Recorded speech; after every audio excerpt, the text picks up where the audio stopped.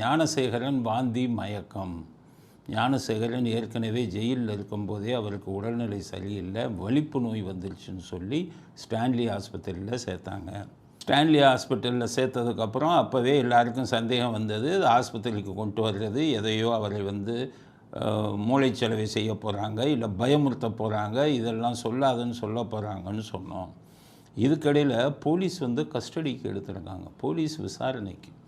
இந்த நாட்டில் எவ்வளவு அநியாயம், அக்கிரமம், அயோக்கியத்தனம் நடந்துக்கிட்டு இருக்குன்னு பாருங்கள்.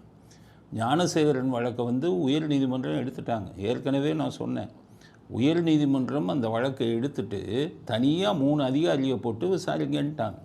அந்த 3 அதிகாரிகள் தனியாக விசாரிச்சுக்கிட்டு இருக்கும்போது போலீஸ் அவனை ஞானசேகரனை கஸ்டடி எடுக்கிறாங்க. எதுக்கு எடுக்கணும்? விசாரணை தான் அவங்ககிட்ட போயிடுச்சு. எதுக்கு மூக்க நுழைக்கிறீங்க? யாரை காப்பாற்ற பார்க்குறீங்க?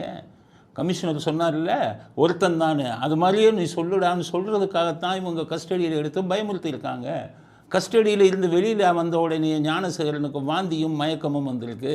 மறுபடியும் அந்த ஆஸ்பத்திரியில் போய் சேர்த்துட்டாங்க. ஸ்டான்லி ஆஸ்பத்திரியில் எவ்வளவு கேலி கூத்து பாருங்கள். கொஞ்சமாச்சும் நாட்டுக்குள்ளே இதுக்கு பயப்படுறாங்களான்னு பாருங்கள்.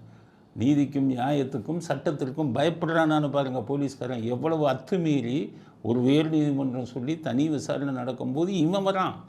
வெக்கம் இல்லாமல் 25 லட்சம் ரூபா ஃபைனு கட்ட சொல்லியிருக்காங்க உச்ச நீதிமன்றம். காவல்துறை அதிகாரிகள்கிட்ட இருந்து தான் வாங்கணும்னு, அது சம்பளத்தில் வாங்கி கொடுக்கணும்னு சொல்லிக்கிட்டு இருக்கும்போது உச்ச நீதிமன்றம் இப்படி சொல்லும்போது அநியாயத்தையும் அக்கிரமத்தையும் நிலைநாட்டுவதற்காக அவரை தனியாக ஞானசேகரனை எடுத்து விசாரிச்சிருக்காங்க.